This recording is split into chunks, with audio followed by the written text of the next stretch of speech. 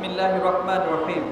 আলহামদুলিল্লাহ ওয়াসসালাতু ওয়াসসালামু আলা রাসূলিহিল কারীম ওয়া আলা আলিহি ওয়া আসহাবিহি আজমাইন। নন এমপিওভুক্ত শিক্ষা প্রতিষ্ঠানের এমপিওভুক্তির দাবিতে শিক্ষক মণ্ডলীর পক্ষ থেকে লাগাতার অবস্থান কর্মসূচি উপস্থিত সম্মানিত নেতৃবৃন্দ, সম্মানিত শিক্ষক মণ্ডলী, সাংবাদিক বন্ধু, সুধী মণ্ডলী, আসসালামু আলাইকুম রহমতুল্লাহি ওয়া বারাকাতুহু।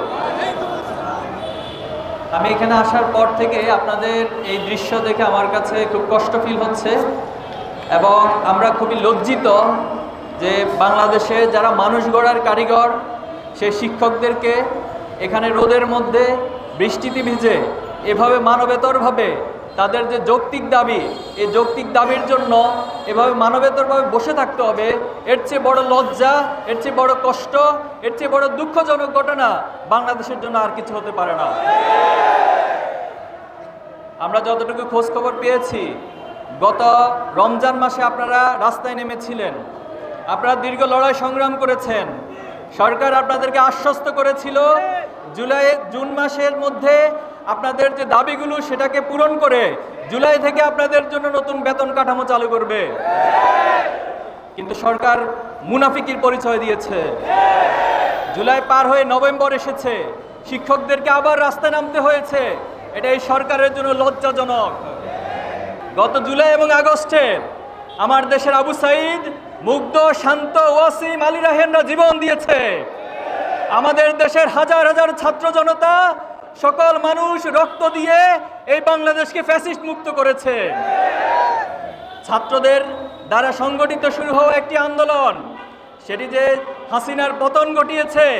এই সরকারের প্রথম কর্তব্য ছিল বাংলাদেশের শিক্ষা প্রতিষ্ঠান, শিক্ষার মান উন্নয়ন, শিক্ষকদের উন্নতির কথা চিন্তা করা।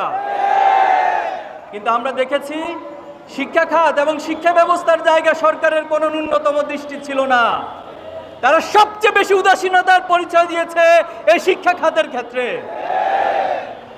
আপনারা বিচারের নামে বিচার করছেন, করুন, করতে থাকুন। এত প্রমাণ থাকার পরে খুনি হাসিনার বিচার দীর্ঘমেয়াদী দীর্ঘসূত্রিতার মধ্য দিয়ে করছেন, সেটাও আমরা সহ্য করছি, শহীদ পরিবার সহ্য করে নিচ্ছে। সংস্কারের নামে দীর্ঘদিন যাবৎ ঐক্যমত কমিশনের রাজনৈতিক দলগুলোকে নিয়ে এসে ভালো ভালো খাবার দাবার দিয়ে লম্বা লম্বা সময় ধরে রাষ্ট্রের অর্থ ব্যয় করে এখন পর্যন্ত জুলাই সনদ স্বাক্ষর করেছেন, কিন্তু সেই জুলাই সনদকে আইনি রূপ দিতে পারেন নাই। আপনাদের সফলতাটা কোথায় আজকে বলুন আমাদেরকে, কোথায় আপনারা সফল হয়েছেন? রক্তের উপরে বসে আছেন, অথচ ঘুমিয়ে ঘুমিয়ে রাষ্ট্র চালাচ্ছেন। রাষ্ট্রের সমস্যা সমাধান করতে না পারলে এই রাষ্ট্রের ক্ষমতায় কারো টিকে থাকার অধিকার থাকবে না।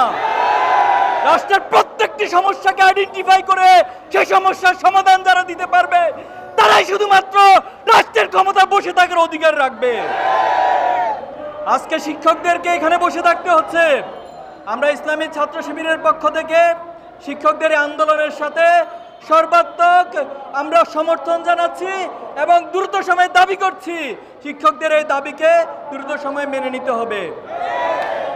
বাংলাদেশের ছাত্র সমাজ হাসিনাকে যেভাবে পতন করেছে, বাংলাদেশ ছাত্র সমাজ জানে কিভাবে করে দাবি আদায় করে নিতে হয়। আজকে যদি শিক্ষকদের দাবি মেনে নেওয়া না হয়, বাংলাদেশের ইসলামী ছাত্র শিবির সহ সাধারণ শিক্ষার্থীরা যদি শিক্ষকদের সাথে এসে নেমে যায়, তাহলে সরকারের সামর্থ্য থাকবে না এই আন্দোলনকে দমানোর।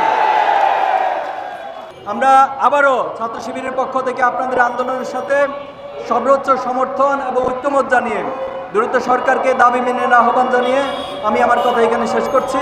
আসসালামু আলাইকুম ওয়া রাহমাতুল্লাহি ওয়া বারাকাতুহু।